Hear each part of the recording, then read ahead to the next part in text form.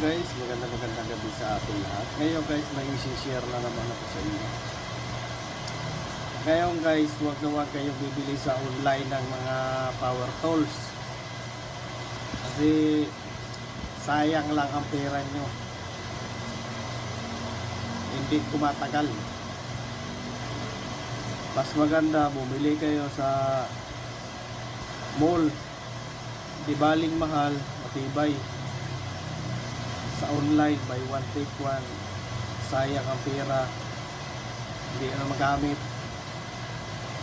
Kaya ngayon guys, dahil subok ko na, binabahagi ko sa inyo na wag yung subukan bumili mga power tools sa online na buy one take one. Mura nga, hindi man magamit, tulad ng barena, ayaw bumaon.